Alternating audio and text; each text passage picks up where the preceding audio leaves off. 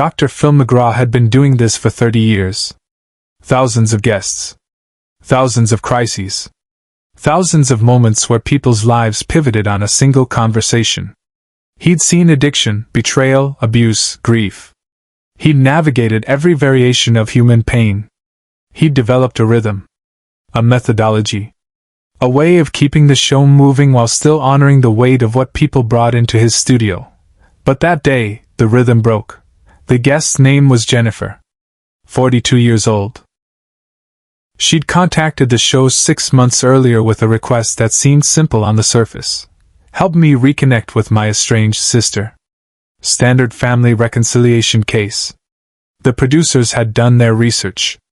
Prepped the questions. Scheduled the taping. Everything was proceeding normally. Jennifer sat in the guest chair, hands folded, nervous but composed. Dr. Phil had just asked his opening question.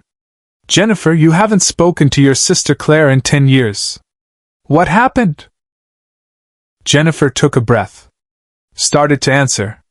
And then one of the producers, a woman named Lisa who'd been with the show for 15 years, walked onto the set. Not from the wings. From the control room. During a live taping. This never happened. Dr. Phil's eyes shifted to Lisa. She was carrying something. A small device. Old. A cassette recorder. The kind people used to use before digital took over everything. Lisa's face was pale. She walked directly to Dr. Phil's desk and set the recorder down. Dr. Phil, she said quietly, but the microphones caught it. We just received this. It arrived by courier 15 minutes ago. Addressed to Jennifer. The note said to play it on air. Dr. Phil looked at Jennifer. Jennifer looked at the recorder. Her face had drained of all color. That's, she whispered. That's Claire's handwriting on the label. Dr. Phil picked up the recorder. Turned it over. On the side, written in faded marker. For Jenny. Play this when you're ready to understand. Claire, 2014-inch. 10 years ago. Right around the time the sisters had stopped speaking. Dr. Phil looked at Jennifer. Do you want me to play this? Jennifer nodded. Couldn't speak. Just nodded. Dr. Phil pressed play. The studio went completely silent, static first. Then a voice. Female. Young. Maybe early 30s. The voice was shaking but clear. Jenny, if you're hearing this, it means I'm gone. And it means you finally decided to look for answers. I'm recording this in the hospital. Stage 4. They gave me 6 months. Maybe less. And I know you're going to be angry when you find out. Angry that I didn't tell you. Angry that I pushed you away. Angry that I disappeared. Jennifer's hand went to her mouth. Tears started immediately. The audience was frozen. Dr. Phil's expression had shifted from professional curiosity to something else. Something personal. The voice on the tape continued. I didn't tell you I was sick because I didn't want you to watch me die. I didn't want your last memories of me to be hospitals and treatments, and me getting weaker every day. So I picked a fight. I said terrible things. Things I didn't mean. I made you hate me. Because I thought it would be easier for you to lose someone you were angry at than someone you loved. Dr. Phil paused mid-sentence. The studio went completely silent. He set the recorder down. Looked at Jennifer. She was sobbing now. Hands covering her face. The audience was crying. Even some of the crew members had tears in their eyes. Wait, Dr. Phil said quietly. Jennifer, are you telling me your sister Claire has passed away? Jennifer nodded. 3 months ago. I didn't even know she was sick. I got a call from a lawyer. She'd left me everything.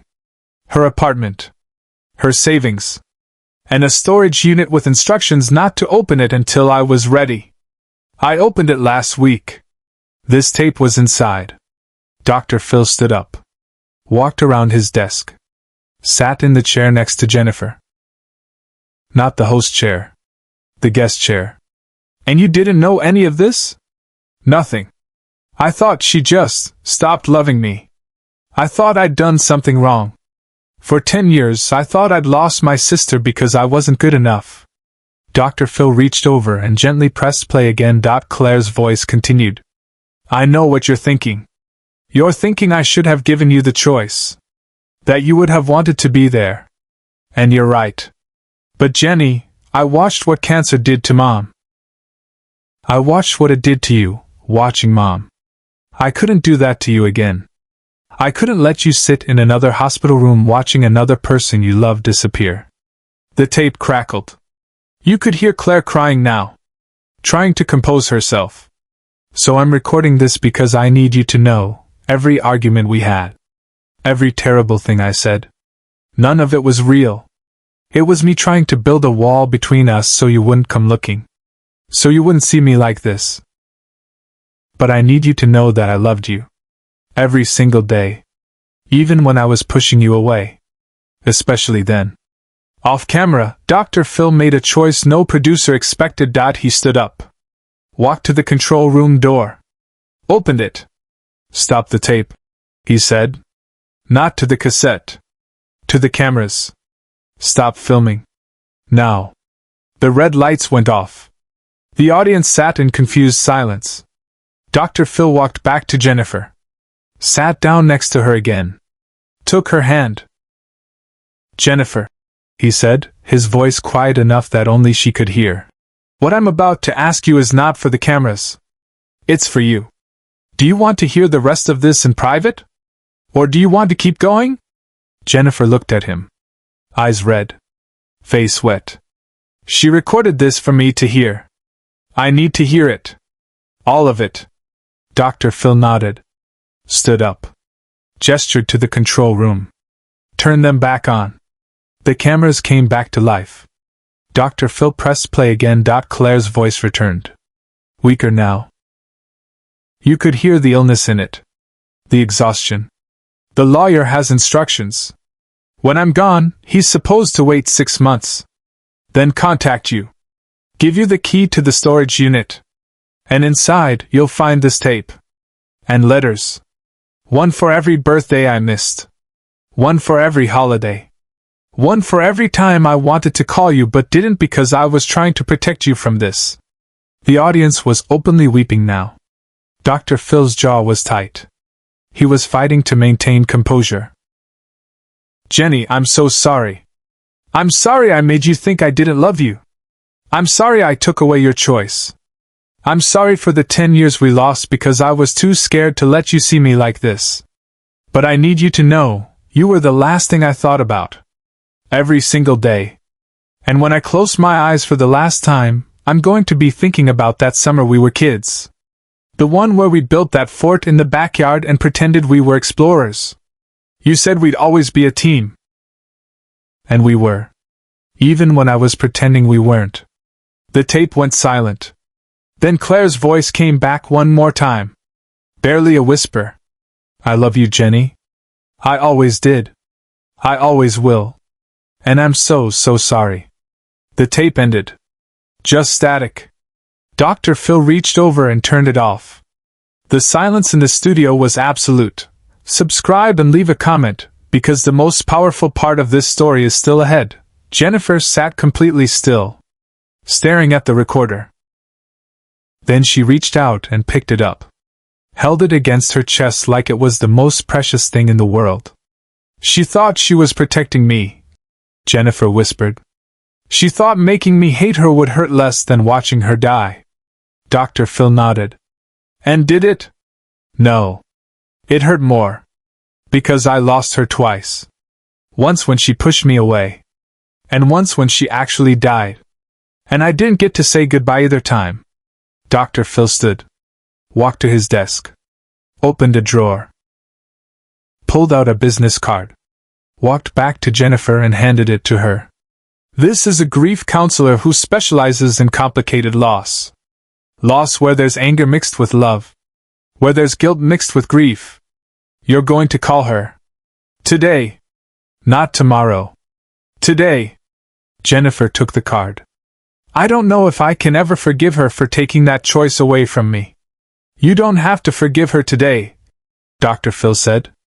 But you do have to understand something. Your sister made a choice.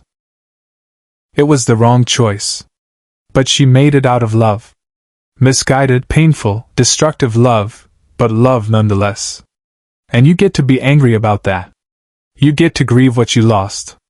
But you also get to honor what she gave you. What did she give me? Jennifer's voice broke. She gave me 10 years of thinking I wasn't enough. No, Dr. Phil said firmly. She gave you letters. One for every occasion she missed. She gave you her last words. She gave you the truth. And she gave you the knowledge that even when it looked like she didn't care, she did. Every single day. But what happened next is something no one in the room, or watching at home, saw coming. From the audience, an older woman stood up. Maybe 70. She was crying, but her voice was strong. Dr. Phil, may I say something? Dr. Phil looked surprised but nodded. Of course. The woman looked at Jennifer. 20 years ago, my daughter did the same thing. She got sick. Lymphoma. And she pushed everyone away. Her husband. Her kids. Me. She said terrible things. Made us believe she wanted nothing to do with us. And then she died. And we found out afterward. From her doctor. That she'd been sick for a year. That she'd hidden it. That everything she'd said to drive us away was a lie. Jennifer looked up at the woman. How did you deal with it? I was angry for a long time. 5 years. Maybe more. Angry that she took away my right to be her mother in her final days. Angry that she made that choice for me. But then I realized something. She didn't do it because she didn't love me. She did it because she loved me too much. She couldn't stand the thought of me watching her suffer. So she made herself the villain. She took on all that pain so I wouldn't have to. The woman walked down to the front row. Looked directly at Jennifer. Your sister gave you a gift. A terrible, painful, costly gift. But a gift. She carried the weight of that lie for 2 years so you wouldn't have to carry the weight of watching her die. That's not nothing. That's love. Broken love. Misguided love. But love. Jennifer was sobbing. The woman was crying. Half the audience was crying. Dr. Phil stood between them. Silent. Letting the moment exist. When he finally spoke, his voice was gentle. Jennifer, you're going to carry this for the rest of your life. The anger. The grief. The loss. All of it. But you're also going to carry something else. The truth. Your sister loved you. She loved you enough to make herself the villain. To take on the role of the bad guy so you could remember her as she was before the illness. That doesn't make it right. But it makes it real. Dr. Phil picked up the cassette recorder. Held it carefully. This recorder. These tapes. These letters. They're not apologies. They're evidence. Evidence that even when your sister was pushing you away, she was thinking about you. Writing to you. Loving you. And that matters. He handed the recorder back to Jennifer. You keep this. You listen to it when you need to remember. When the anger gets too loud. When the grief gets too heavy. You listen to your sister's voice. And you remember, she made a choice. It was the wrong choice. But she made it out of love. Jennifer took the recorder. Held it.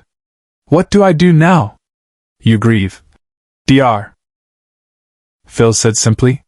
You let yourself be angry. You let yourself be sad. You let yourself feel all of it. And then, when you're ready, you read those letters. One at a time. And you let your sister back in. Not the sister who pushed you away. The sister who was writing to you the whole time. Dr. Phil turned to the camera.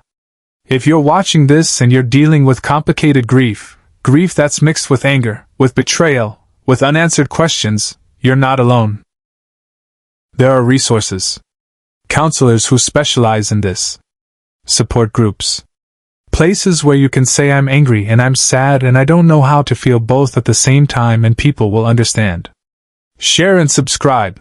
Make sure this story is never forgotten. The show went to commercial. But when the cameras cut, Dr. Phil stayed on stage. Sat with Jennifer. The woman from the audience came down and sat with them too. 3 people. 3 stories of love that looked like abandonment. 3 hearts learning that sometimes the cruelest acts come from the deepest love. Jennifer kept the recorder. Listened to it every night for a month. Then started reading the letters. 1 birthday at a time. 1 holiday at a time. Slowly letting her sister back in. Not forgiving the lie, but understanding the love beneath it. And somewhere, in the space between anger and grief, she found something unexpected: gratitude. Not for what was taken, but for what was given. A sister who loved her enough to become the villain. Who carried that weight alone so Jennifer wouldn't have to watch her fade. Claire had been wrong. But she'd been wrong for the right reasons. And in the end, that had to be enough.